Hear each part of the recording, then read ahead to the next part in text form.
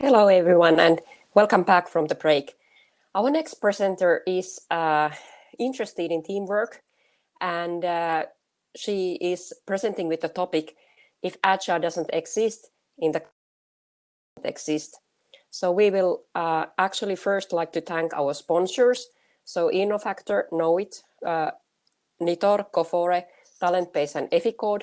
And thank you for our sponsors for making this event possible for all of us and making it free for all of us. And next slide, please. So Minna Janhonen is going to present us with the topic, if Agile doesn't exist in the culture, it doesn't exist at all. So welcome Minna on the stage. Welcome Minna on the stage, please. Hello. Hello. So Minna, how come did you got interested about agility in the first place?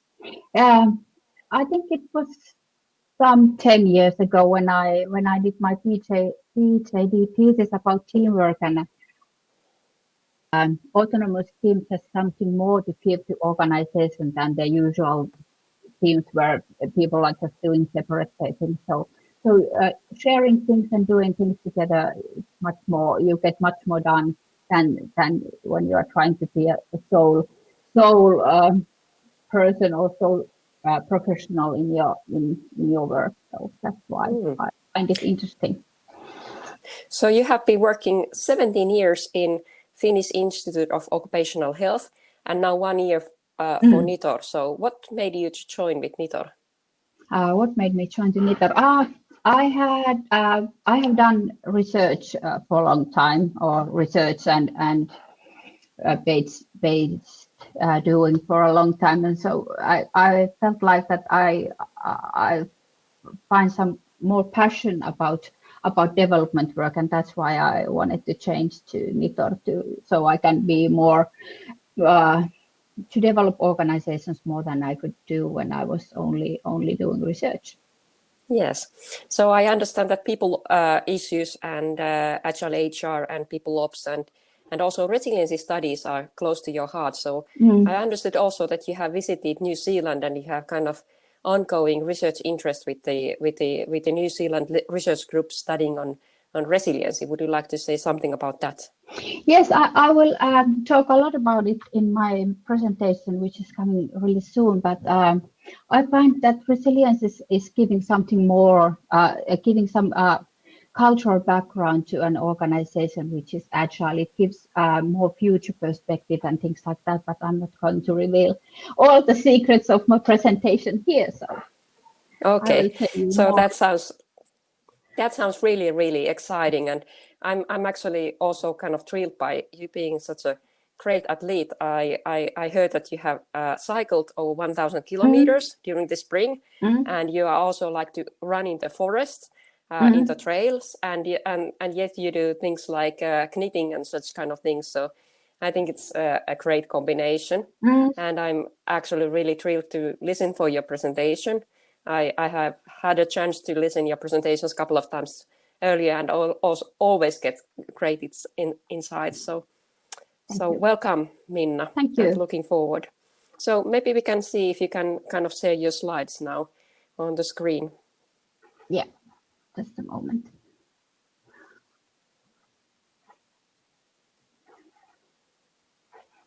So let's see if that works. Yeah.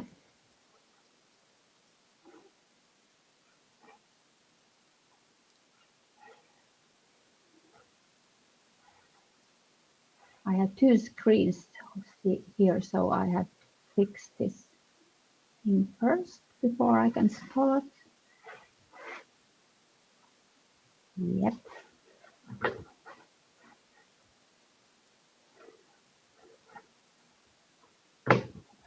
Okay.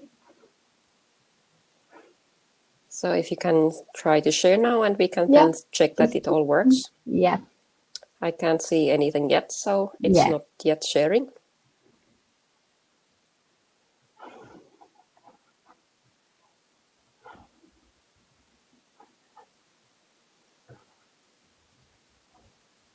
Okay. You can see. Now it seems that it's sharing. So Yeah. I can see something that says Agile Bubble. Okay. Do you Yes, now it see the looks front like it's, page? Yeah. yes, it looks good. So I'm going to Yeah. disappear now and go ahead. Okay. The Thank stage you. is yours. Thank you, Marit. Okay, let's continue.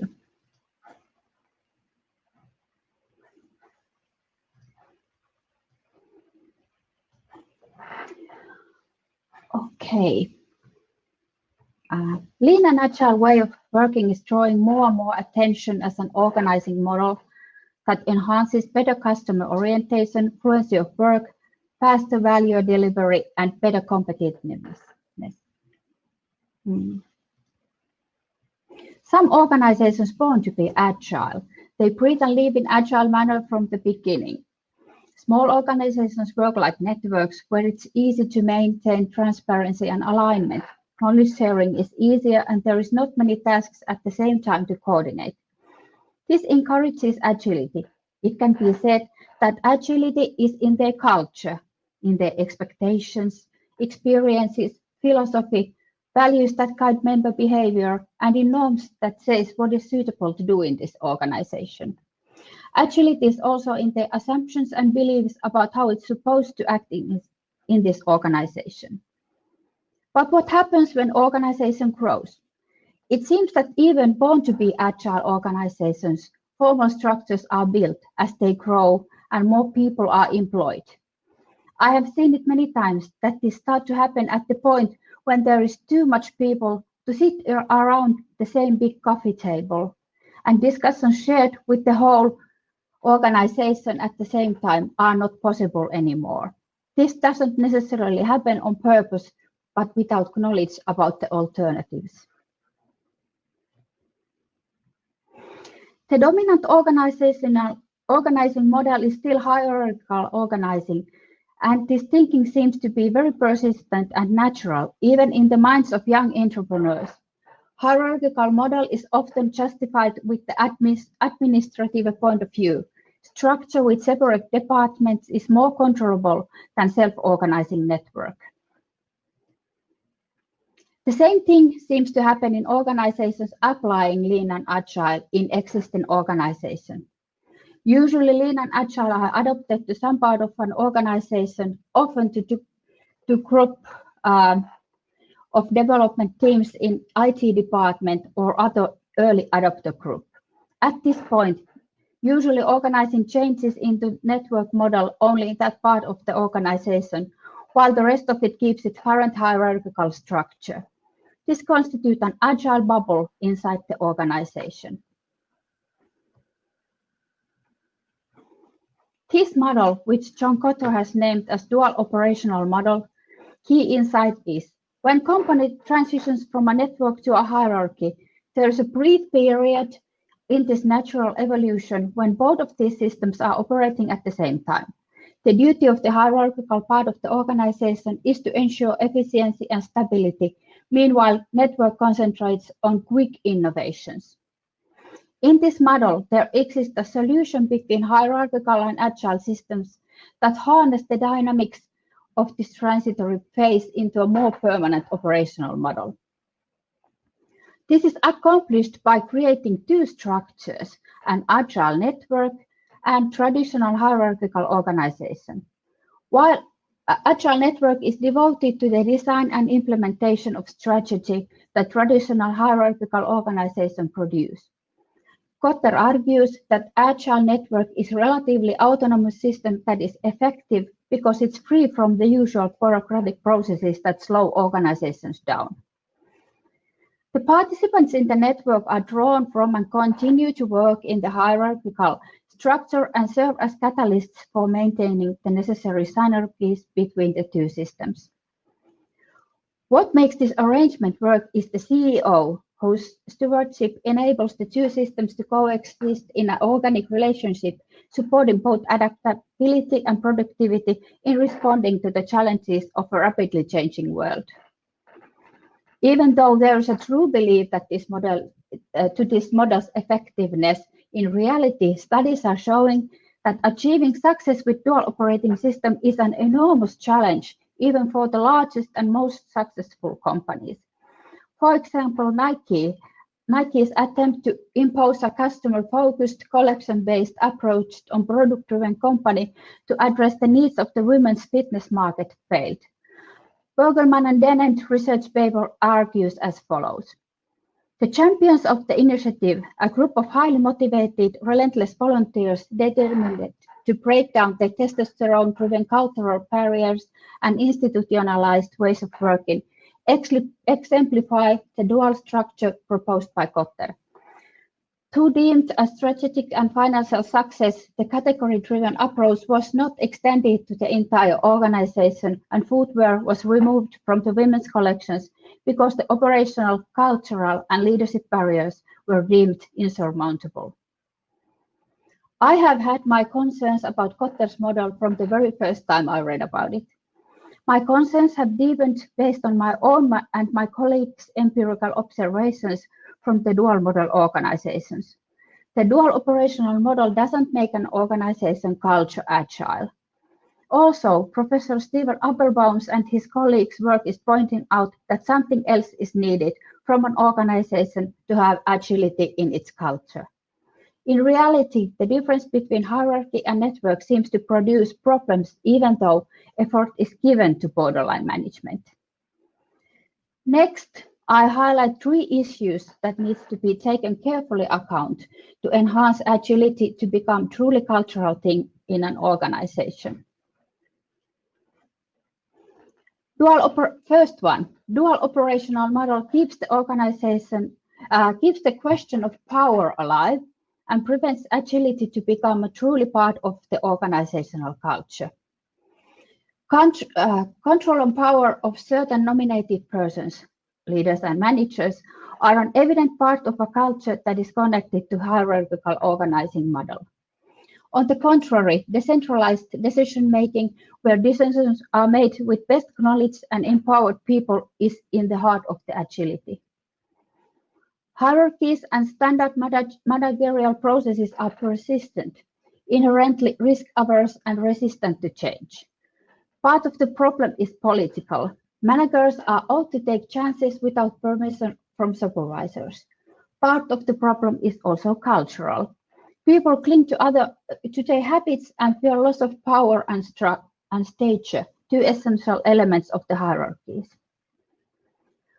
Hierarchical part of organization is often divided into departments that easily form silos. Soon enough, these silos are competing of networks' agile development resources, or in other words, of networks' time and effort. Often, the problem lies in prioritization, or lack of it, to be precise. The silos in the hierarchical part of the organization don't coordinate their demands from the agile parts. Development teams themselves don't have enough knowledge with which they could do the prioritization. On the other hand, hierarchical part of the organization can be too eager to solve problems that agile part has ownership, better knowledge and know-how, just because this is how decision-making is used to be done in the hierarchy and often in the upper levels of it. In truly agile organization, all whom it concerns needs to be empowered and involved in decision-making. In dual operational model, the role of the CEO is important. What happens when the CEO moves on and is replaced by a successor who firmly believes in old school management? For example, Gary Hamel's study, amongst others, is showing that top-down disciplinarian style leadership is neither appropriate nor conducive to collaboration and innovation. How could this problem be solved then? One solution is leadership development, for example, with the help of strategic HR professionals who create the conditions for leadership learning to play a key role in supporting organizational transformation.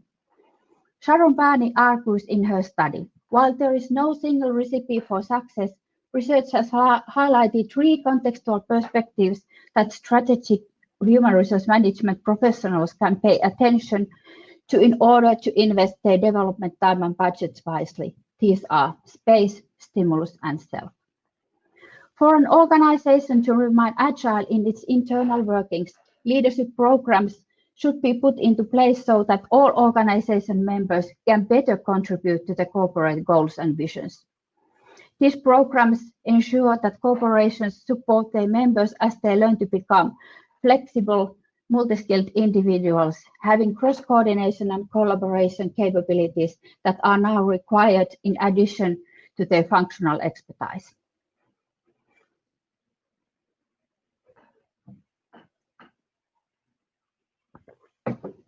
The second issue that needs to be taken carefully account when enhanced agility to become truly cultural thing in an organization is that the world is changing all the time.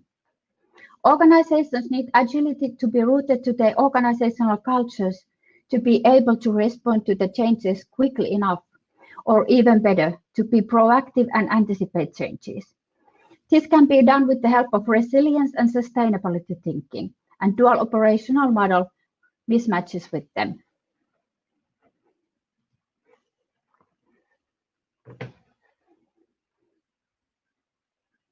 Change agility is an agile capability which embeds to continuous change deep into the corporate DNA, beyond the process level, into the psyche of the people driving the organization, says Applebaum.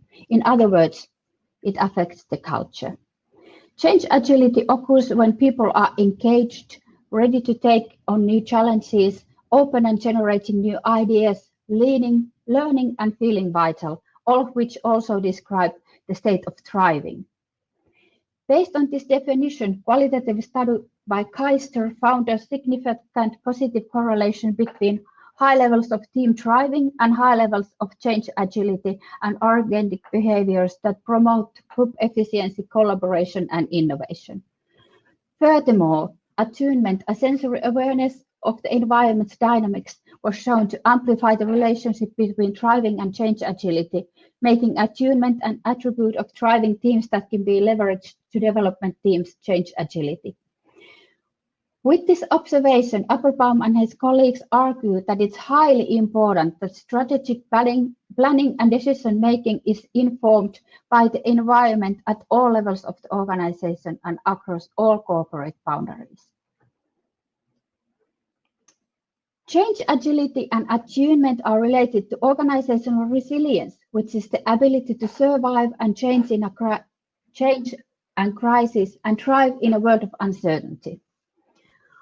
According to the profound research, a New Zealand-based research group has identified three main features of resilient organization, namely leadership and culture, networks and relationships, and change readiness.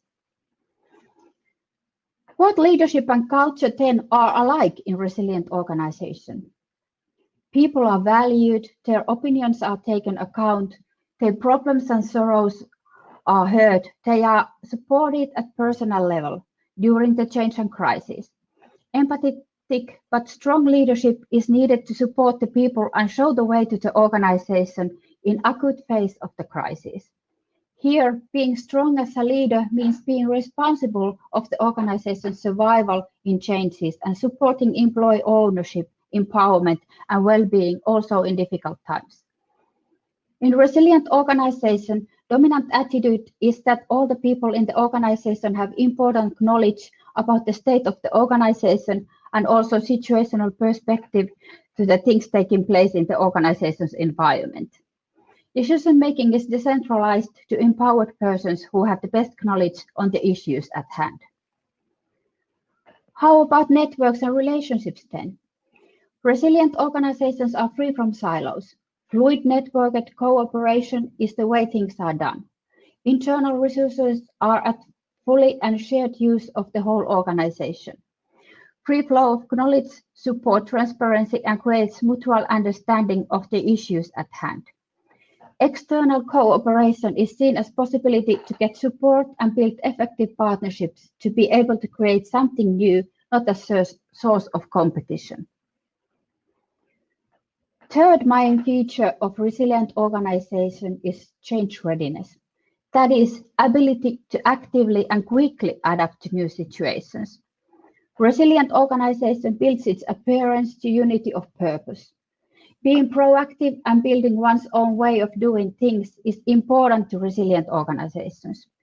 During crisis and change, resilient organizations see more opportunities than feel fears and anxiety of what is lost. Their ability to adapt is based also to stress testing. They consider worst and best future scenarios and make an effort to rehearse how to act if scenarios would come true. According to stress test results, they make pre-plans how to act in change and crisis situations. That gives them organized crisis and change situation procedures that are applicable to other situations too. These procedures are adaptive and quickly to deploy.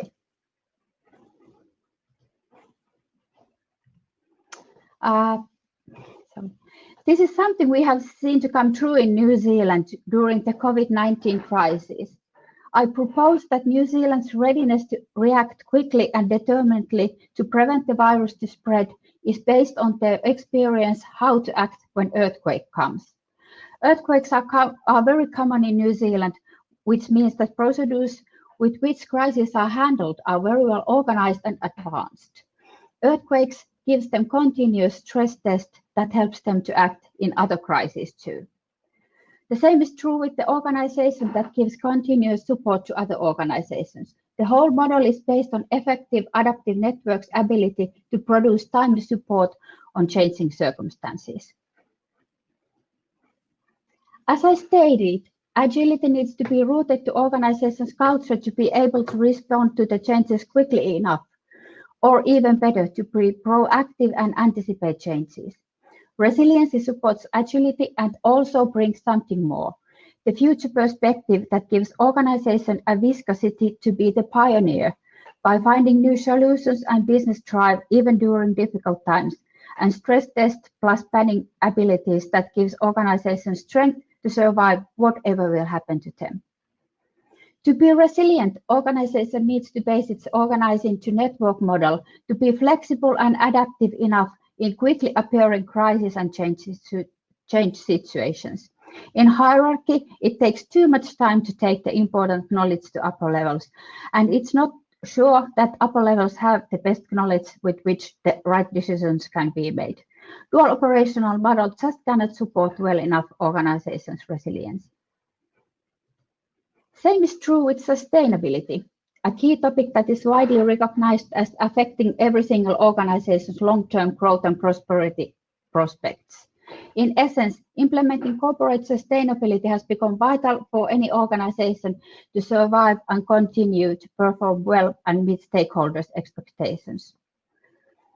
Organizations must approach the integration of sustainable practices as a cross-functional, in-depth strategic transformation activity, which is directed towards problem solving, not only to image and market dimensions if they want to survive in today's world.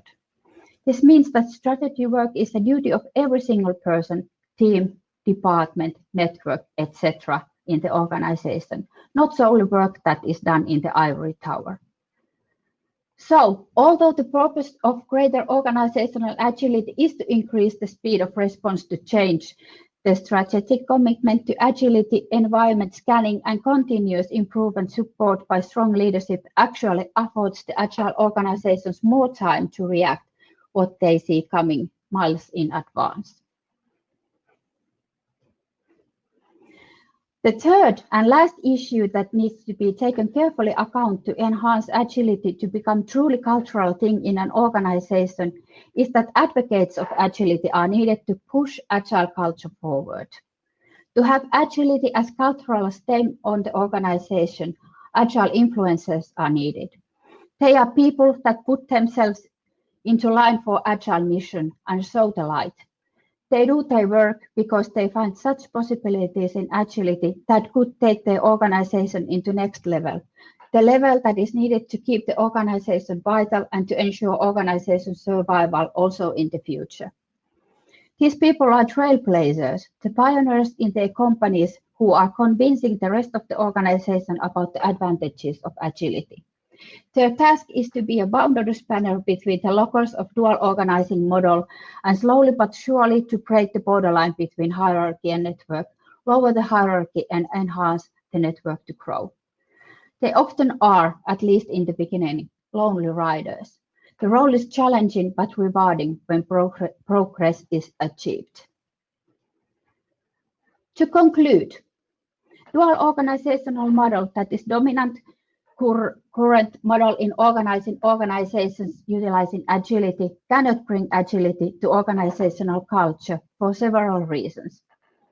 There is no one culture in dual model, but two, hierarchical and agile cultures that has different objectives, separate procedures, different perspectives on questions of power and empowerment.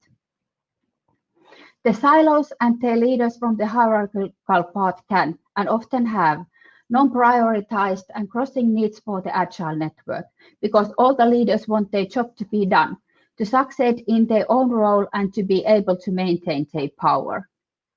Furthermore, as I have stated, hierarchical model is too slow to respond quickly enough to the changes that take place all the time. However, Rod Collins, a change leader in complex business organizations, writes in his blog post that Kotter's dual operating system may be the only practical short-run survival solution for companies with long hierarchical histories. I agree totally with him.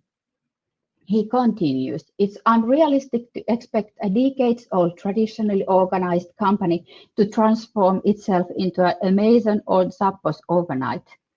Before traditional companies can learn new ways of operating, they must first unlearn the old ways. The dual operating system is a useful transition strategy for accomplishing both the learning and unlearning. As a long-term solution, however, the dual operating system may be problematic because collaborative networks, not hierarchies, are the future of management. Any major company created in the foreseeable future is far more likely to be organized like Google than General Motors. So, if organization really wants to be agile and truly have an agile culture, it needs to desire more. This desire can be supported by getting rid of hierarchy and power culture it provides and encourage empowerment and decentralized decision-making. Resilient thinking that highlights not only agility but also adaptivity and future-oriented proactive doing gives an organization an extra mile. This needs to be taught to all the participants of the organization, or merely the organization and its network partners, educating leaders as well as employees. This desire can be also supported by agile influencers who can show the organization a way towards agility and adaptivity. To end, dual operational model is a step towards agility. But if you want future-ready, adaptive and sustainable organization, which has agility in its veins, desire more. That was my presentation, but before I finish, and before it's time for your questions, I have an announcement to make. We at Nitor have decided to start a new tradition. We have a new award, the Agile Influencer of the Year, which we now give for the first time. The first Agile Influencer Award goes to Mirette Kangas. Mirette is an Agile influencer who has greatly forwarded agility at Yle, Finnish broadcasting company. For years, she has put herself into a line for Agile mission. She's an Agile pioneer who has pushed Agile culture way forward in her organization. In Yle, development of Agile culture is concrete, practical and daily work, not any temporary project. This ensures that agility roots into the culture. Furthermore, Mirette's work has inspired dozens of companies across industries to the Agile corporate culture. Congratulations, Mirette, for the great achievements in enhancing Agile culture at Yle.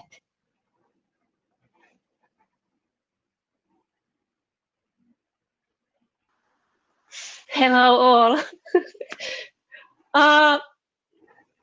Thank you so much. This is really wonderful. And as you see, I'm really happy and touched to get this kind of award. working in networks is one work, and this kind of external validation is very good to have, because it's also a great tool to move on at my daily work at YLE. So thank you so much, Nitor, Maarit, and Minna, all you wonderful ScanAgile people. It's so nice to have this. Congratulations. Bye-bye. Thank you. Congratulations, Mirette, and I think this is really, really exciting. And thank you, Minna, for your presentation. We have actually a huge number of questions for you. So first of all, there is a question that has got really many votes, which is asking, do you have examples of resilient organizations? Yes, some. For example, Red Cross, it's very resilient because they need to, whenever crisis happens somewhere around the world, they have to go there, and they have these capabilities to quickly adapt their own doings to the crisis at hand. So Red Cross is a very good example of resilient organization. Do we have other examples, like from the New Zealand where you have visited? I think they were really rapid on responding to the COVID situation as well. Yeah, that's true. But now when we have had this COVID-19 crisis, there has been some hints of resilience at some parts also here in Finland. For example, these firms in the Tampere area, they very quickly produced mask production in the area, so quickly networked with other companies and then made something new. So you are totally basically saying that we have also good examples here in Finland about how to take the company future. How do you see this as a kind of like a muscle that the company is having to recreate itself at continuous times? Yeah. So there is another question that has got quite a lot of votes. So how do you suggest one enables agile thinking in traditional hierarchical culture? They say they do agile, but in reality, decision making and this communication flows are only through this hierarchy. So how do you think it should be enabled in these very hierarchical organizations? As I mentioned in my presentation, teaching the organization how to be agile is probably the best first steps to learn the culture really works in agile organization. You need, I think that when some young companies, when they grow, as I said, they become hierarchical, not on purpose, but because they don't have knowledge about other kind of organizing models than hierarchy. We are so kind of used to that kind of command and control culture. So it's maybe difficult to think to do it some other way. I totally agree with you. I know some software companies who have been very good startups, and then when they have kind of grown bigger and have successes, and they have not learned how to be kind of fluid in the organizations, and then when they are kind of scaling and growing, they basically bring the old ways of projects and hierarchies in place, and suddenly you see all the innovation disappearing, and these companies may run for a certain time very well, but then at some point they will go in the struggle basically. And there is also a question about the ScanAgile framework and the dual operating system. So I see actually. That two questions actually. Yes. Do you want to answer that, or would you like me to comment that? I can comment it, and you can continue. Then I explain it in the very end of my presentation that dual operating model can be and is a good starting point for an organization that is hierarchical, because you cannot become agile overnight. So you can it's a good starting point to come dual model, and then, but if you really want to be agile, please don't stop on that part, but continue to be more resilient and to be wholly agile and have agile culture too. So it's a good starting point. It's nothing wrong actually with that, but it's if you want more, then you have to desire more. So a typical pattern that I see is that people try first agile methods by a pilot, then they go more like towards holistic agile change as a process change, and then they approach this agile enterprise, and at some point they start to talk about the culture. Like Yle has done this journey for a very long time, and then when it gets in the culture, it really gets rooted in the organization.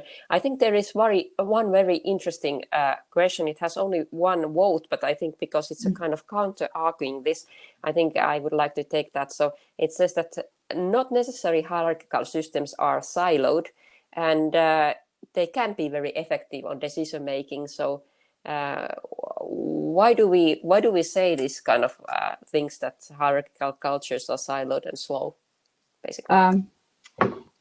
If you go to the definition of hierarchy, then they are siloed. Of course, I know that in practice, some hierarchical organizations are kind of becoming more to agile model, and that's okay. But if we talk about what theory says about hierarchies, then it's true, and what we have seen in many organizations, that hierarchies are quite persistent, and it's difficult to have the command and control systems on otherwise. Then there is one more question that, as we come from Nitor, how do we see SAFe 5.0's take on a dual operating system? Maybe I can briefly comment that well, I was in Denver when SAFe 5.0 was launched, and we had basically the discussion there that yes, we understand the dual operating system is actually helping companies to make a move towards the agile and agility and agile culture, but we see that that's not kind of the end of it. So it's not supposed to be the end state, final end state, not in SAFe even, but it's a kind of like a way towards agility, and a good way, because organizations have hard time on kind of doing this transformation. So it's a necessary intermediate step. Would you like to comment that even further, Minna? I think your reply was very good. So yeah. Okay, good. So Minna, I would like to thank you for your presentation, and it was great to have you over here. Thank you. And the next topic on the agenda is actually, we are going to have a sponsor talk by Innofactor and Juha Luotio. So please welcome Juha Luotio to the stage.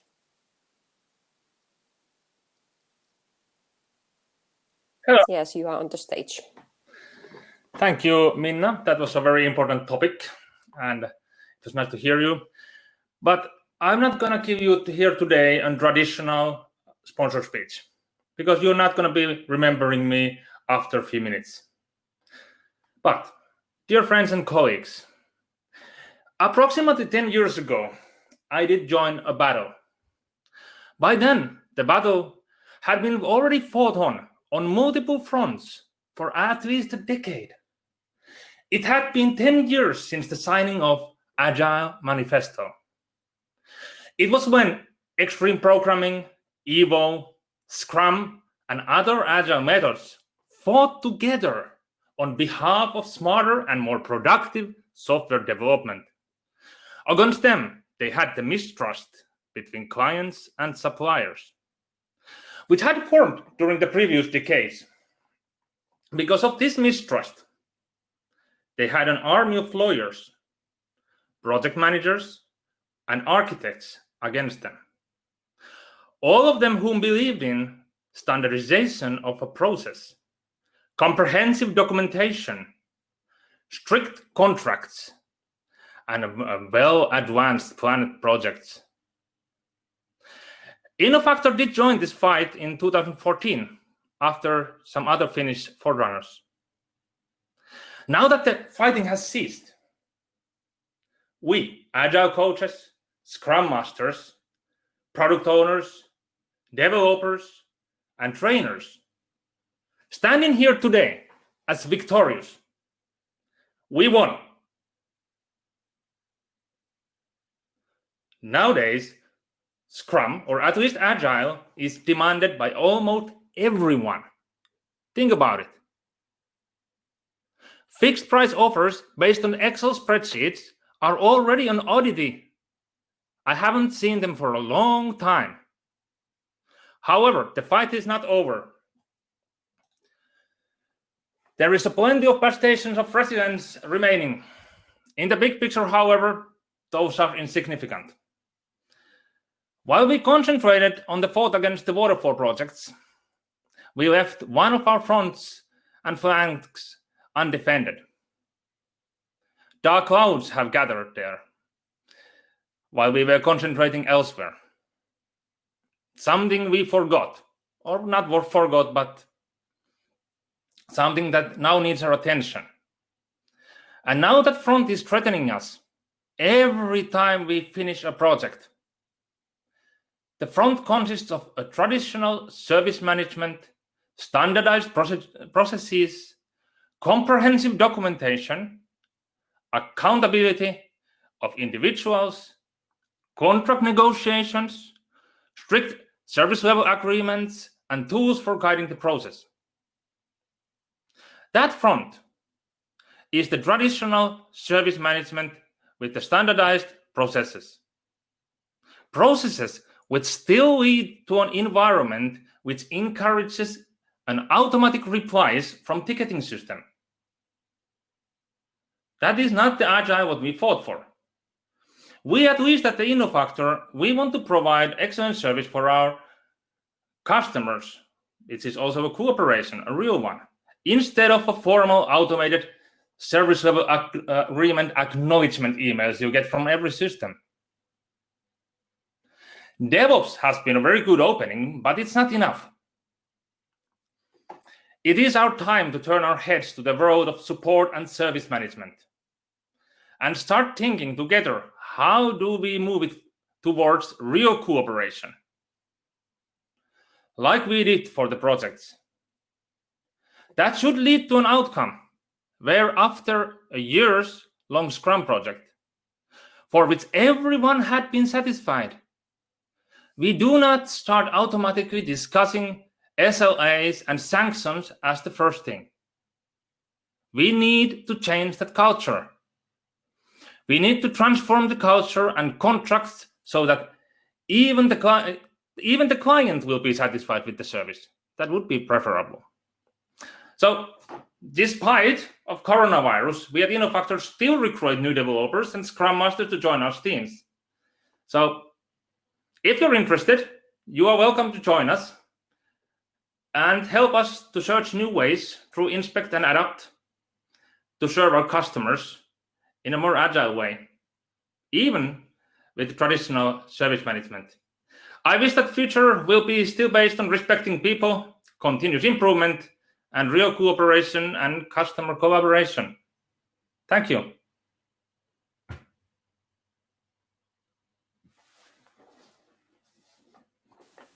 Thank you, Juha. That was great. And I really agree with you that we need to kind of get into the service agreements, and we need to understand how to use agile methods and how to make them agile methods, use the agile methods. So thank you, Juha.